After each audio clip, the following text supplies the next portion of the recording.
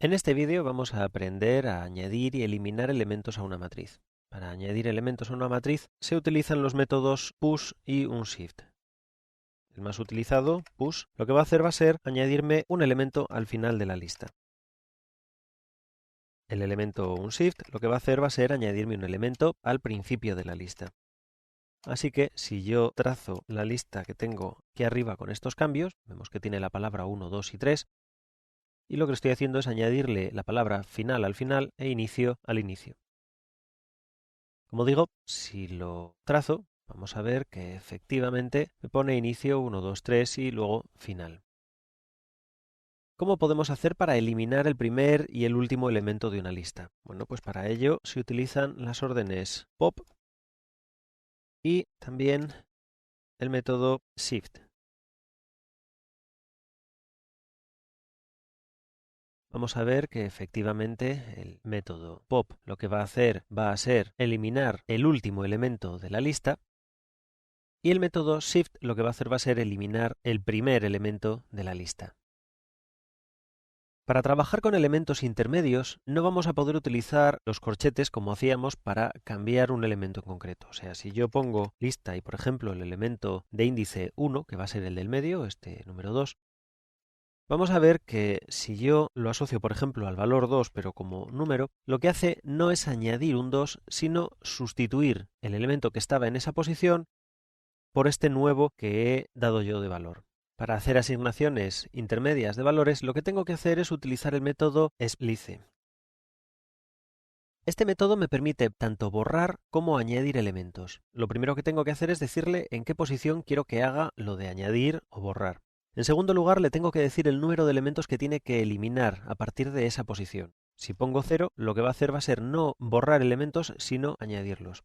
Y en tercer lugar, lo que hago es escribir el elemento que quiero añadir. Por ejemplo, pues voy a poner la palabra medio.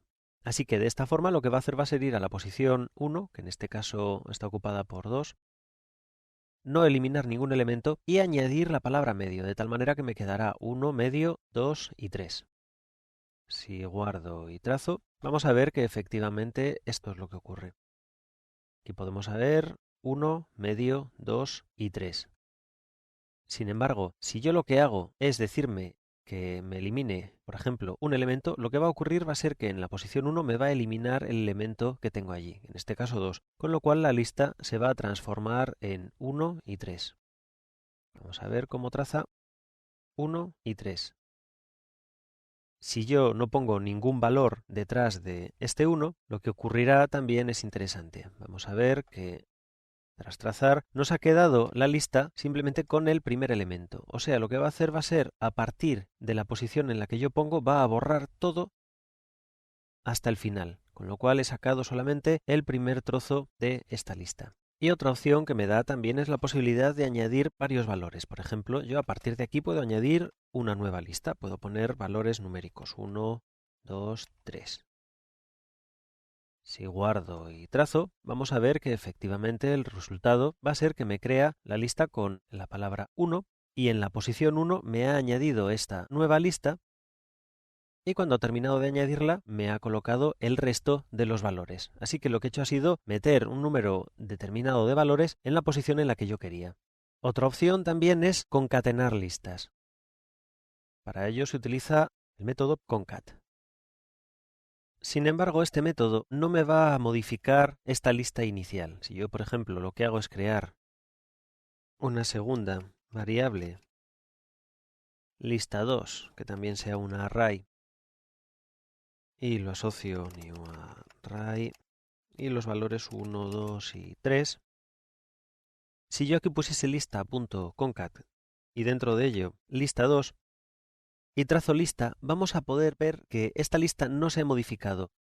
El resultado de concat me lo pasa para que lo almacene en una siguiente variable. Si yo hago una tercera lista, lista 3, array, puedo almacenar en ella el valor de este concat. Así, por ejemplo, voy a decirle que me trace el valor de lista y voy a decir que me trace también después el valor de esta lista 3. Y vamos a ver que efectivamente el método concat lo que va a hacer no va a ser cambiarme la lista primera, aquí lo podemos ver, sino que lo que hace es pasar esa modificación a una tercera lista, con lo cual he conseguido que se encadenen la primera y la segunda lista. Otro tema también importante es que cuando yo quiero copiar una matriz no puedo utilizar simplemente el símbolo de igualdad. Quiero decir, si yo hago que lista 3 sea igual a lista y por ejemplo hago una modificación cualquiera en lista, lista.push, vamos a poner aquí la palabra otro, push, vamos a ver que en contra de lo que se pudiera suponer,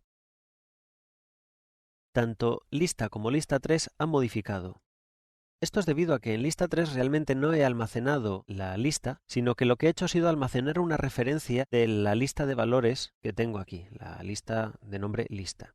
Así que para duplicar una lista, para copiar los contenidos sin que se guarde exactamente la referencia, lo que tengo que hacer no es utilizar el operador, sino utilizar lista.concat sin pasar ningún parámetro dentro de los paréntesis. Así, en este caso vamos a ver que efectivamente se modifica la lista primera, pero sin embargo la lista segunda permanece con los valores que yo quería.